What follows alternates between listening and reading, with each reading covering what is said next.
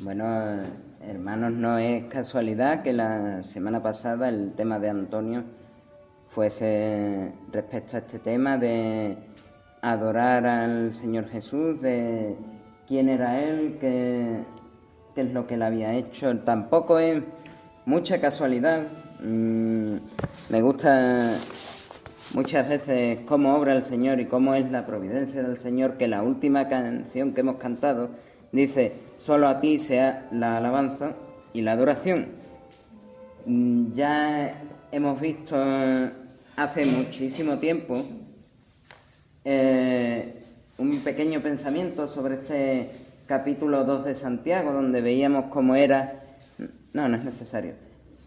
Veíamos cómo era la fe de los cristianos, cómo era una fe genuina, y veíamos al final del pensamiento 5 puntos que nos enseñaban a construir y a mostrar una fe genuina.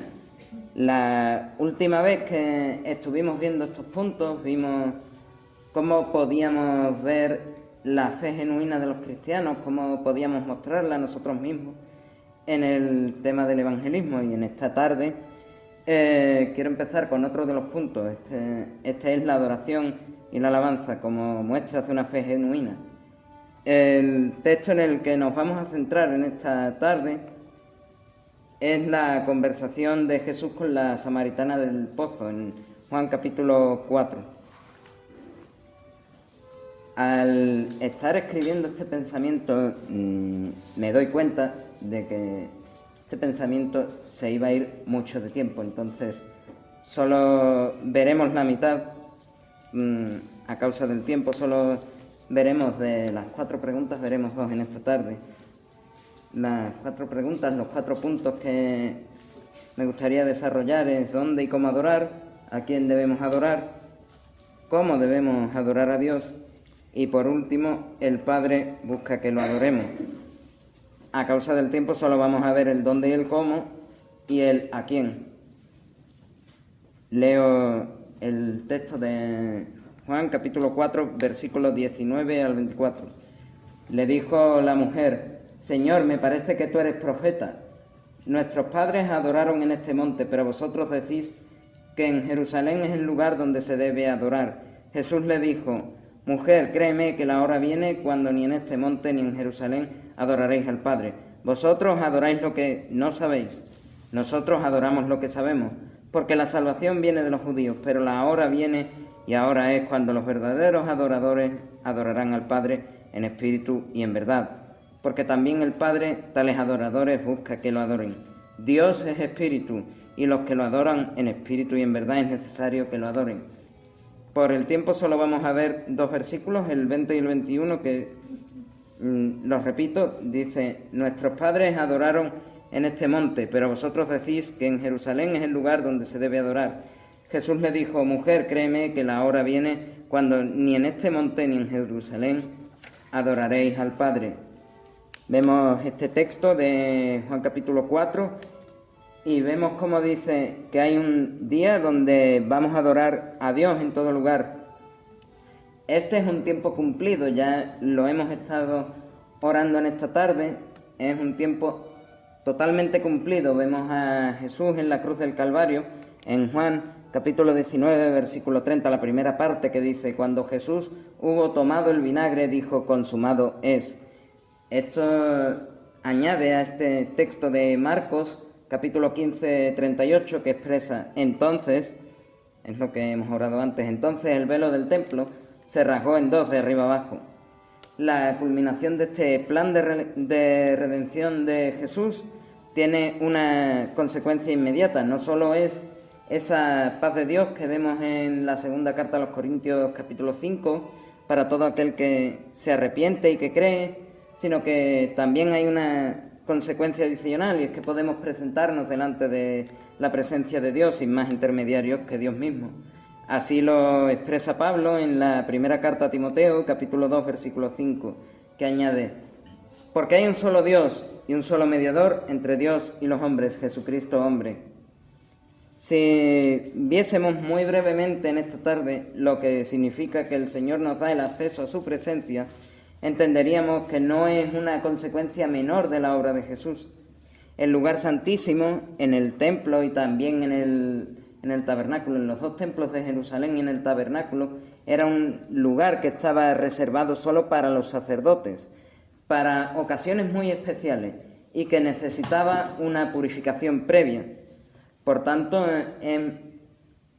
una cuestión no menor, bastante importante, que Jesús partiese el velo del templo en dos y nos diese acceso a la presencia de Dios. Vemos cómo alrededor del Antiguo Testamento y también los creyentes del Nuevo Testamento tienen muy en claro que acercarse al lugar santísimo no es cualquier cosa. Y podríamos leer un texto en el capítulo 10 de Levítico, versículos 1 y 3, donde vemos un ejemplo de cómo no es acercarse al lugar santísimo.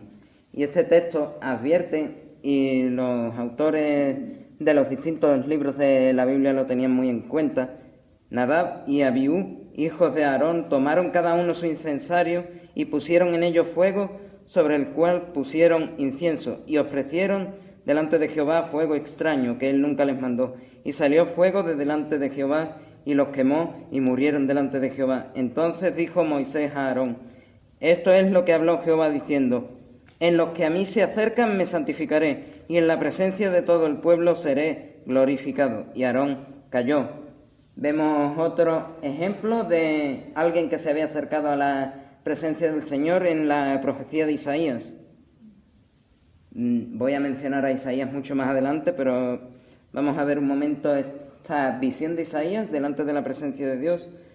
Y Isaías conoce perfectamente este texto de Levítico, ya tenían en aquel tiempo el Pentateuco, y él conoce perfectamente esta porción que habla de Nadab y Abiú, cómo se habían presentado ante el lugar santísimo, habían presentado fuego extraño y habían sido exterminados. Por eso él puede decir en Isaías capítulo 5, versículo 6, entonces dije: ¡ay de mí, que soy muerto! Porque siendo hombre inmundo de labios y habitando en medio de pueblo que tiene labios inmundos, han visto mis ojos al Rey, Jehová de los ejércitos.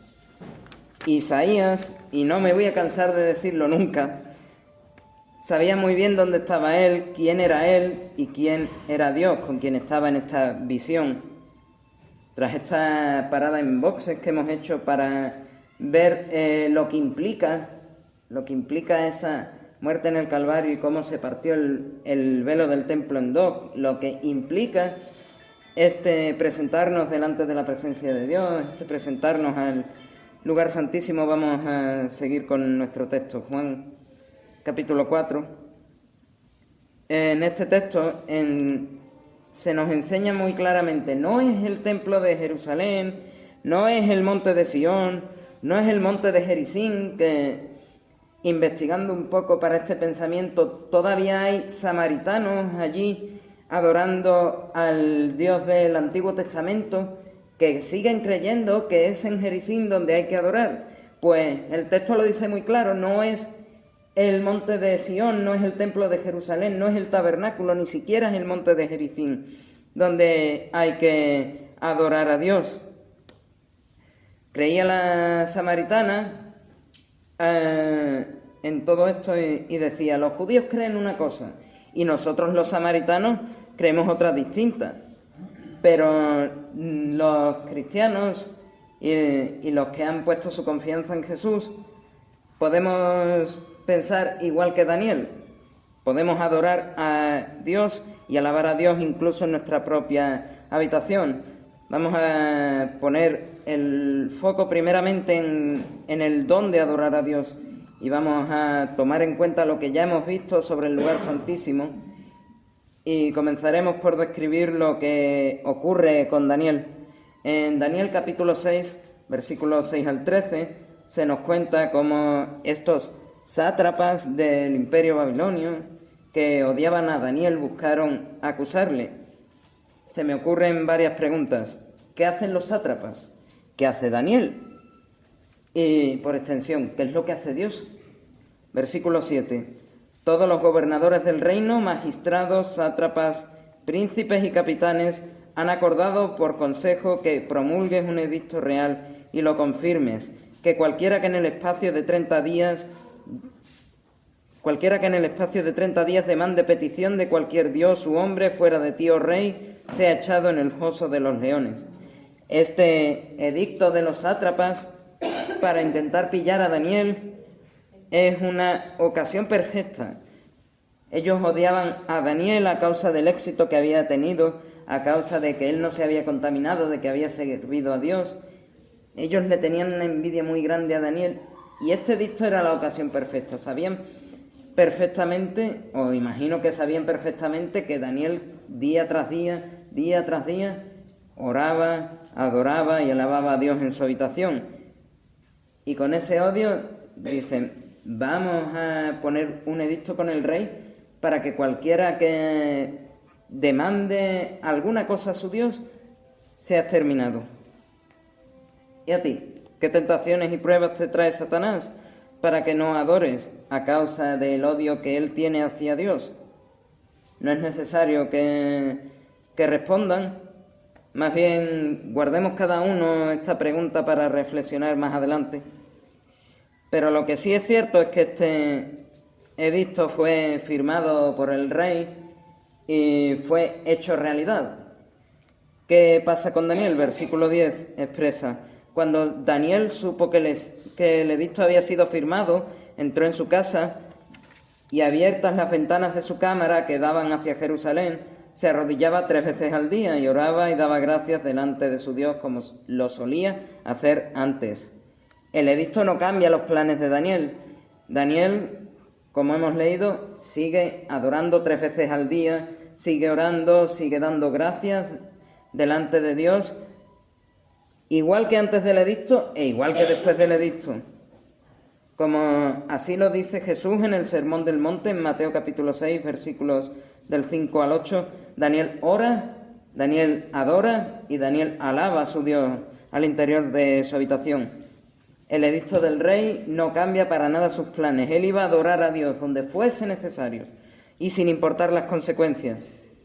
Veamos un momento este texto en Mateo, que nos da algunas directrices sobre el dónde y sobre el cómo orar, y por tanto también sobre el dónde y el cómo adorar y alabar. Dice el texto: no seas como los hipócritas, porque ellos aman el orar en pie en las sinagogas y en las esquinas de las calles para ser vistos de los hombres.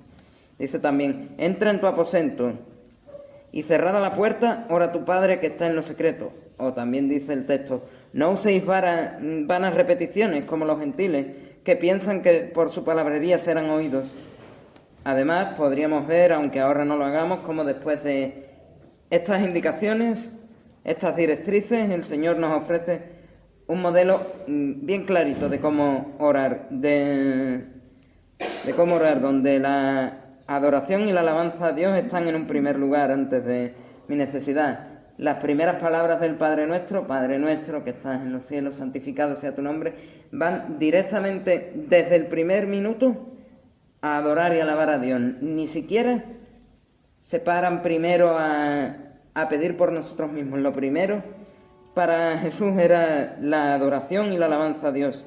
Específicamente este texto de Mateo habla de no orar en público, sino en lo secreto, y de no repetir palabras. Pero este texto también es muy específico. Esto no es una cuestión, no es una cuestión de legalismo. Lo que este texto enseña es una cuestión de la disposición del corazón. El texto no quiere decir prohibido orar en público, sino que lo que dice es: si vas a orar, doquiera que sea, para que otros te vean o te oigan, mejor sería que te arrepientas. El texto tampoco quiere decir prohibido repetir palabras, porque si fuese así, si Dios nos prohibiese repetir palabras, no podríamos estar diciendo aleluya, aleluya, aleluya, no podríamos estar diciendo amén, amén, amén, no podríamos estar repitiendo muchas veces Dios te bendiga. Si eso es lo que el texto quería decir, no podríamos estar haciendo eso, sino que lo que el texto expresa es: si van a repetir palabras pensando que Dios les va a oír más que al resto, por estar repitiendo palabras con esa disposición del corazón, mejor os sería arrepentirse. Estas directrices son las que debemos aplicar tanto en público, principalmente en público, pero también en privado, en nuestra oración, en nuestra adoración y en nuestra alabanza a Dios, esperando, como dice el autor del Evangelio, tu Padre que ve en lo secreto te recompensará en público. Y también dice, porque vuestro Padre sabe de qué cosas tenéis necesidad antes que vosotros le pidáis, efectivamente. Lo que muestra este texto es que nuestro corazón debe de estar centrado exclusivamente en Dios. No es una cuestión de legalismo, es una cuestión de disposición del corazón. Vamos a volver para ver lo que pasa con Daniel y lo que Dios obra en su vida. Dice el texto de Daniel, capítulo 6, que los sátrapas lo encuentran acercándose a nuestro Dios, orando delante de la presencia de Él, y lo acusan al rey, por lo cual es enviado al foso de los leones. ¿Y qué hace Dios en todo este momento? Porque Dios no se queda parado ante esta injusticia. Los versículos 21 y 22 nos cuentan lo que hizo Dios con la injusticia que le había sucedido a Daniel, a causa de hacer lo que estamos creados a hacer. Entonces Daniel respondió al rey: «Oh rey, vive para siempre. Mi Dios envió a su ángel, el cual cerró la boca de los leones, para que no me hiciesen daño, porque ante él fui hallado inocente. Y aún delante de ti, oh rey, yo no he hecho nada malo». ¿No es maravilloso pensar esto? Que por causa de nuestra fe, por causa de nuestra confianza a Dios, no importan las injusticias. Dios nos va a recompensar a causa de nuestro servicio. No quiero decir que por esta fe que tenemos, por esta fe puesta en Dios, vamos a callar la boca de los leones, vamos a cerrar la boca de los leones, ni vamos a apagar los fuegos, como ya habíamos visto mucho más adelante, mucho más atrás, con la historia de Policarpo de Esmirna. Pero sí que podemos ver en la vida de los amigos de Daniel que, puesta su fe en Dios, Dios los recompensó, haciendo que no fuesen quemados en el horno de fuego. Las consecuencias de una adoración adecuada son palpables, y es que a pesar de las tribulaciones, el Señor no va a dejarnos solos ante el peligro. Hemos visto el dónde, hemos pasado por el cómo, un poco de puntillas, pero vamos a entrar un poco más en el cómo adorar. Un último texto sobre esta adoración y alabanza que nos llevará a conocer más sobre el dónde y el cómo es el Salmo capítulo 100, que nos enseña: «Cantad alegres a Dios, habitantes de toda la tierra, servid a Jehová con alegría, venid ante su presencia con regocijo, reconoced que Jehová es Dios, Él nos hizo, y no nosotros a nosotros mismos. Pueblo suyo somos, y ovejas de su prado. Entrad por sus puertas con acción de gracias, por sus atrios con alabanza. Alabadle y bendecid su nombre, porque Jehová es bueno, para siempre es su misericordia y su verdad por todas las generaciones».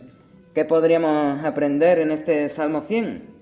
Este salmo nos enseña que hay que cantar y alabar a Dios con alegría entre todos los habitantes de la tierra. Versículo 2. Venid ante su presencia con regocijo. Debemos presentarnos alegres en la presencia de Dios. Ya deberíamos saber por qué. Para los que no lo saben, el mismísimo Señor, el Dios Todopoderoso y Creador de todo lo que existe, ya lo mencionó Antonio la semana pasada, nos lo esclarece en el capítulo 3 de Juan, versículo 16, cuando expresa: «De tal manera amó Dios al mundo que ha dado a su Hijo unigénito, para todo aquel que en Él cree no se pierda, sino que tenga vida eterna».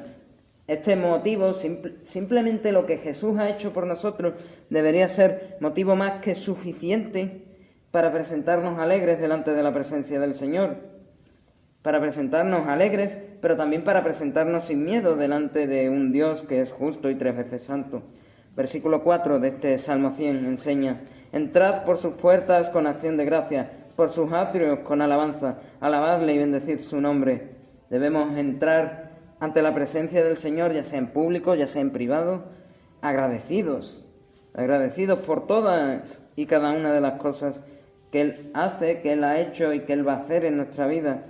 Debemos alabarle por sus maravillas, Y ya no solo eso, sino que también debemos bendecir su nombre. Lo dijo el apóstol Pablo a los filipenses.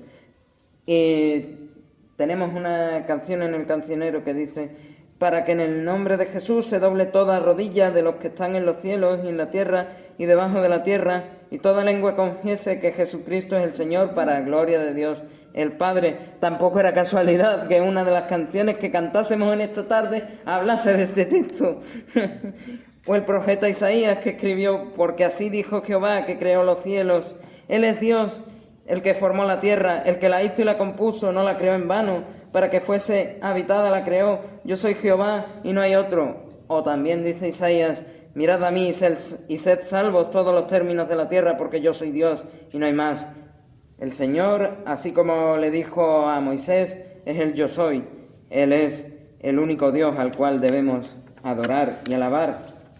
Hemos estudiado en esta tarde cómo se debe y dónde se debe alabar y adorar al Señor, pero no solo tenemos que saber el dónde y el cómo, sino que para terminar con esta reflexión debemos ver a quién debemos adorar. Juan capítulo 4, versículo 21, el final del versículo expresa: adoraréis al Padre. Y lo hemos visto en Isaías, hay que adorar a alguien. Y lo importante en esta tarde, una de las cosas que me gustaría que nos quedemos, es en identificar correctamente a quién debemos adorar. Pues si vamos a pasar, yo creo que todo el mundo aquí debería de conocerlo bien, si vamos a pasar una eternidad con Dios, vamos a pasar una eternidad adorándole, es importante que sepamos a quién estamos adorando y que conozcamos al Dios que vamos a adorar y alabar por la eternidad, por toda la eternidad. No es un mero momento y después se acabó, sino que es una eternidad. Una eternidad. Es para siempre vamos a estar adorando y alabando a un Dios. Y al Dios que adoremos, al Dios que alabemos por toda la eternidad, a ese Dios deberíamos conocerlo y deberíamos saber quién es. Lo vamos a estar adorando y lo vamos a estar alabando delante de su santa presencia. Ya no solo va a ser una presencia que nosotros podemos creer que está ahí, que nosotros podemos creer que existe, que nosotros podemos conocerla, sino que va a ser visible, va a ser palpable esa presencia de Dios. Dice el capítulo 4 de Apocalipsis que Juan, por mandato celeste, está en su espíritu en la presencia de Dios. Él en esta visión no solo ve el trono de Dios y a los ángeles, él ve también 7 lámparas. Dice este texto que las 7 lámparas son los 7 espíritus de Dios. Finalmente él ve 4 seres vivientes. ¿Y qué es lo que hacen estos seres vivientes? Desde el versículo 8 expresa este capítulo 4 de Apocalipsis. Y los 4 seres vivientes tenían cada uno 6 alas, y alrededor y por dentro estaban llenos de ojos, y no cesaban día y noche de decir: Santo, Santo, Santo es el Señor Dios Todopoderoso, el que era, el que es y el que ha de venir. Y el 10 nos habla de lo que hacen los 24 ancianos. Los 24 ancianos se postran delante del que está sentado en el trono y adoran al que vive por los siglos de los siglos, y echan sus coronas delante del trono. Tanto estos 4 seres vivientes como los 24 ancianos están delante de la presencia de Dios, y lo único que se les viene a la mente es adorar y alabar a Dios, adorar y alabar a Dios. Lo hemos dicho, ¿qué es lo que hicieron ellos? Pues tanto los 4 seres vivientes como los 24 ancianos adoran y alaban al Señor, al Dios Todopoderoso. Siendo así, ¿a quién más quieres adorar o alabar? Podemos parar un momento en el capítulo 10 de Jeremías. Dice el versículo 2: Así dijo Jehová: no aprendáis el camino de las naciones, ni de las señales del cielo tengáis temor, aunque las naciones las teman. Y lo que este texto nos enseña es a no aprender el camino de los que tenemos alrededor, ni temer como los que tenemos alrededor temen. Lo podríamos aplicar a esta Sevilla en la que vivimos, y tampoco es casualidad que este fin de semana, el domingo, sea la Magna, una megaprocesión de hermandades con un montón de ídolos en la calle, donde ellos, aunque algunos crean que no, están adorando esos palos de madera. Por tanto, ustedes no adoren ni teman a esos palos de madera pintados, ni sean incitados por estos católicos a la adoración y a la reverencia ante ellos. Aunque ellos se enfaden cuando defiendas la verdad de las Escrituras, tú no te postres ante ellos, ante los palos de madera pintadas. Al igual que los israelitas bajo el Sinaí, que sí se postraron delante del becerro de oro. Ellos parece que querían adorar al Dios que los había sacado de Egipto, pero al final lo que hacen es postrarse delante de un becerro de oro que habían hecho con los tesoros que llevaban.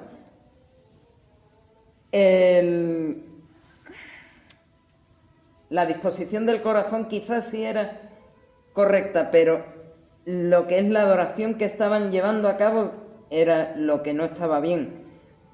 Podríamos leer los versículos 3 al 5 de Jeremías y veríamos lo que pensaba en aquel momento, lo que piensa Dios también de este becerro de oro. Pero vamos a resumir. Obras de manos de artífice son estos ídolos que ni pueden hacer mal ni para hacer bien tienen poder. Y añaden los versos 6 y 7 de este capítulo 10 de Jeremías. No hay semejante a ti, oh Jehová, grande eres tú y grande tu nombre en poderío. ¿Quién no te temerá, oh Rey de las naciones?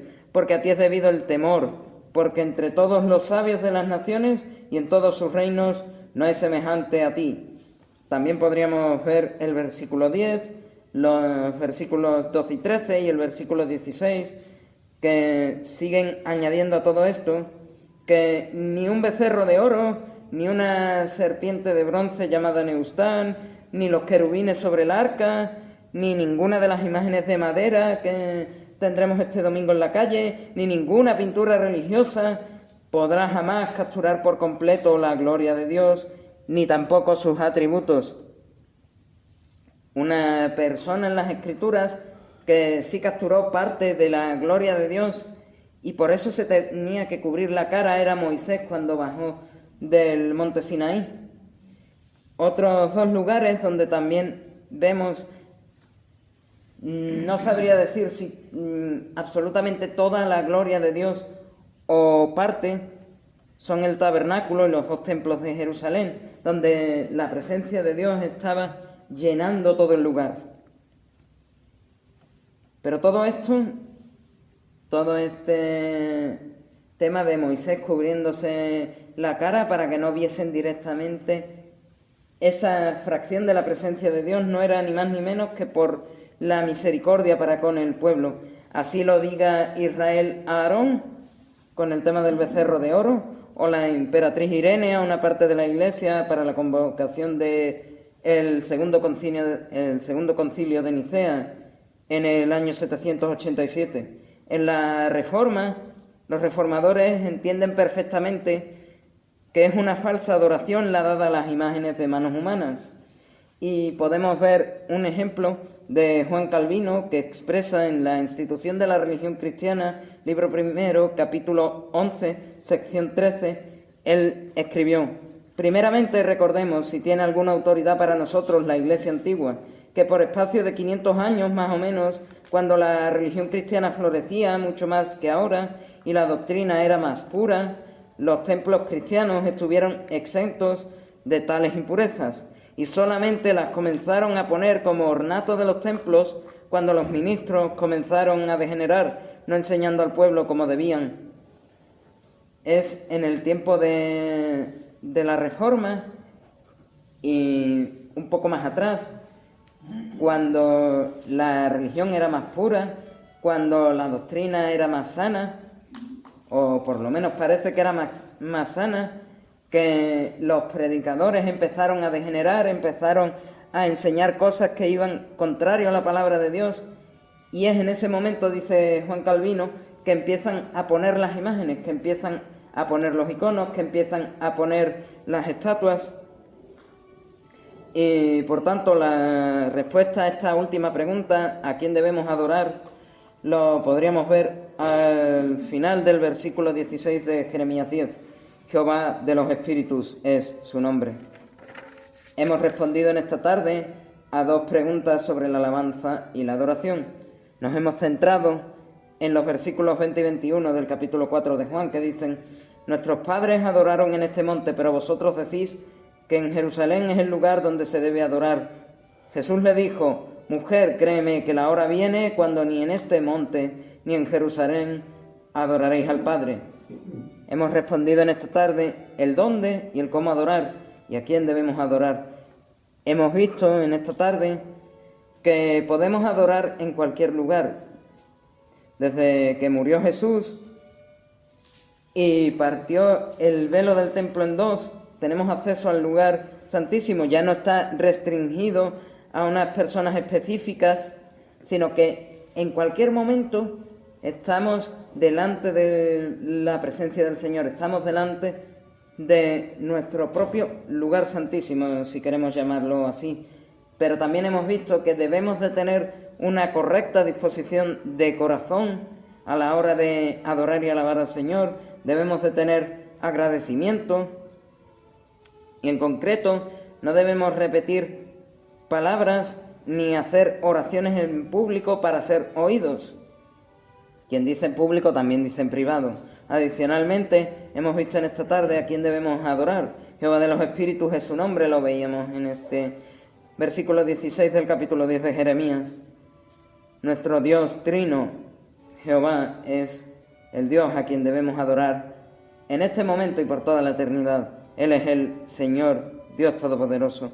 Por tanto, es importante en esta tarde que nos quedemos cómo es debido adorar y alabar a Dios para poder cultivar una fe genuina. A Él sea la gloria.